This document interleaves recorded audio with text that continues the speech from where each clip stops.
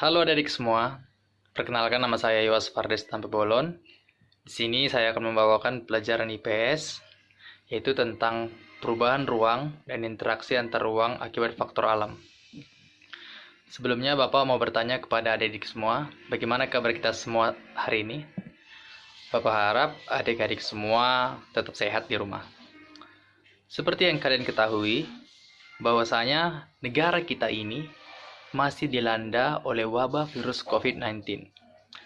Jadi, Bapak berpesan kepada adik-adik semua untuk menjaga kesehatan dan kebersihan di rumah, serta rajin mengkonsumsi air putih dan rajin mencuci tangan juga.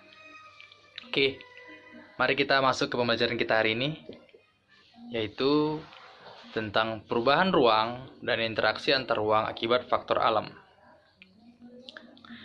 Ada 3 faktor yang akan kita bahas pada pembelajaran kita hari ini, yaitu faktor iklim, faktor geologi, dan faktor ketersediaan sumber daya alam. Oke, yang pertama, faktor iklim. Letak ataupun lokasi dari negara-negara ASEAN yang berada di antara benua Asia dan benua Australia menyebabkan wilayah tersebut memiliki pola arah angin yang berganti setiap setengah tahun sekali. Jadi bisa dibilang 6 bulan sekali. Oke, angin tersebut dinamakan angin muson barat dan angin muson timur. Seperti yang ada dilihat di gambar tersebut. Oke, mari kita bahas satu persatu dari angin tersebut. Angin muson timur. Angin muson timur merupakan angin yang bertiup mulai bulan April sampai Oktober. Angin tersebut bersifat kering. Karena membawa massa udara kering, maka dampaknya yaitu terjadinya musim kemarau atau yang sering kita sebut yaitu musim panas. Angin yang bertiup bergantian setiap 6 bulan itu memiliki dampak positif maupun negatif bagi kehidupan masyarakat. Angin tersebut mempengaruhi kehidupan di Indonesia, khususnya bagi kehidupan petani dan nelayan. Oke, mari kita bahas lagi dampak positif maupun dampak negatif dari angin muson timur.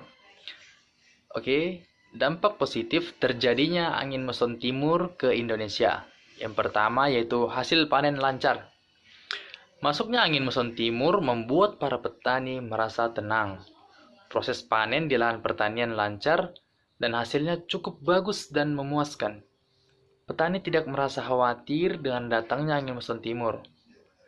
Area persawahan tidak lagi tergenang seperti saat angin muson barat datang yang membuat terjadi musim hujan. Proses penjemuran pada hasil pertanian sangat terbantu dengan adanya sinar matahari dan mudah kering. Oke, yang kedua, nelayan bisa melaut. Munculnya angin muson timur membuat cuaca cerah dan gelombang laut tidak tinggi. Kondisi itu banyak dimanfaatkan nelayan untuk melaut mencari ikan. Hasil yang diperoleh pun sangat menguntungkan bagi nelayan. Oke, dampak negatif. Dampak negatifnya itu yang pertama, terjadi kekeringan. Dampak musim kemarau akan berpotensi terjadinya kekeringan jika berlangsung lama. Kondisi itu akan membuat masyarakat kesulitan untuk mendapat air bersih, yakni untuk kebutuhan sehari-hari.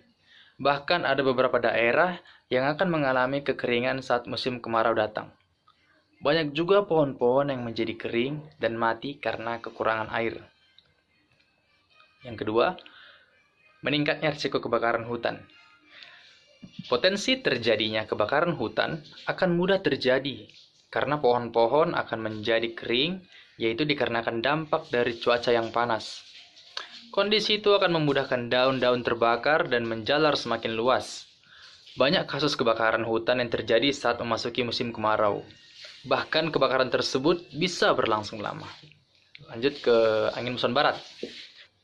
Angin muson barat merupakan angin yang bergerak dari benua Asia ke benua Australia. Angin muson barat berlangsung dari bulan Oktober sampai April dan mengakibatkan musim hujan di sebagian besar wilayah Indonesia. Kondisi itu memiliki dampak positif maupun negatif juga bagi kehidupan di Indonesia. Oke, kita bahas lagi dampak positif dari terjadinya angin muson barat. Yang pertama, membantu petani. Sebagian besar penduduk Indonesia bekerja pada sektor pertanian. Adanya curah hujan akan mempengaruhi pola kehidupan para petani. Mereka memanfaatkan datangnya musim penghujan untuk memulai kegiatan mengolah lahan pertanian. Dengan turunnya hujan, air hujan akan menyerap ke dalam tanah. Itu akan menyebabkan tanah menjadi subur.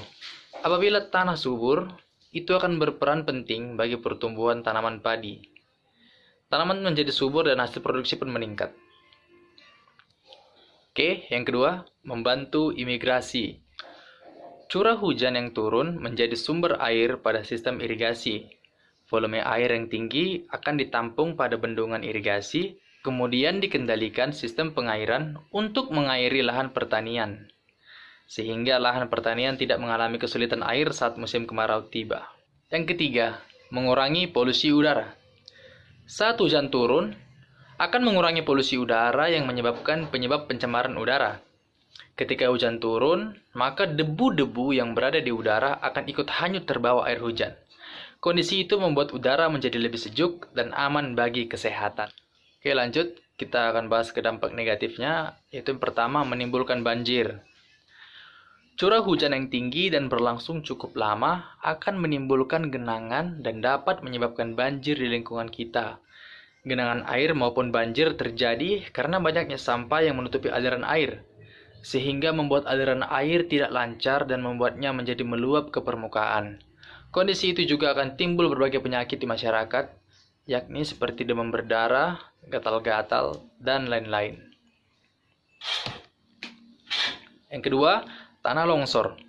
Curah hujan yang tinggi juga bisa memicu terjadinya tanah longsor, karena tanah lama-lama akan tergerus oleh air hujan yang turun terus-menerus.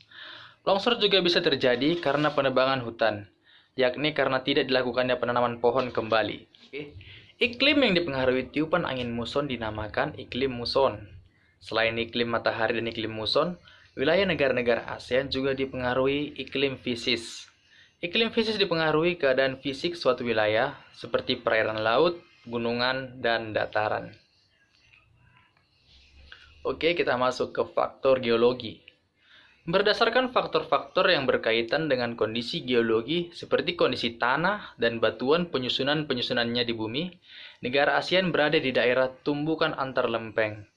Pergerakan lempeng yang bertumbukan mengakibatkan terjadinya bencana geologis seperti gempa bumi. Apabila terjadi di bawah laut atau mempengaruhi pergerakan gelombang laut, gempa bumi dapat menimbulkan bencana tsunami. Beberapa di negara ASEAN pernah mengalami kejadian gempa bumi yang merenggut korban jiwa sangat banyak. Maka dari itu, negara-negara ASEAN sebagai organisasi ataupun negara-negara tetangga melalui Pusat Koordinasi Bantuan Kemanusiaan memberikan bantuan berupa kebutuhan pokok, fasilitas kesehatan, maupun donasi untuk perbaikan lingkungan dalam masa pemulihan. Oke, kita masuk ke faktor yang ketiga, yaitu faktor ketersediaan sumber daya alam.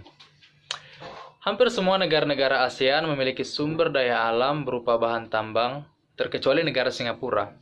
Akan tetapi, negara Singapura menguasai di bidang perdagangan dan industri. Negara-negara ASEAN yang kaya akan barang tambang mentah mengekspornya ke negara Singapura untuk diolah menjadi berbagai barang kebutuhan pokok. Sumber daya alam tidak hanya berupa barang tambang. Akan tetapi, hutan dan laut merupakan contoh sumber daya alam lain yang dimiliki hampir semua negara ASEAN. Indonesia mempunyai hutan terluas di antara negara-negara lainnya. Namun, laju kerusakan hutan atau deforestasi di Indonesia juga paling tinggi di antara negara-negara lainnya. Hasil hutan dari Indonesia diekspor ke negara industri, yaitu negara Singapura. Hasil ekspor ini juga dapat menambah devisa negara. Oke anak-anak, sekian dari pembelajaran kita hari ini. Semoga anak-anak semua mengerti dan memahami pembelajaran kita pada hari ini. Oke, sekian dan terima kasih. Sampai jumpa di pertemuan berikutnya.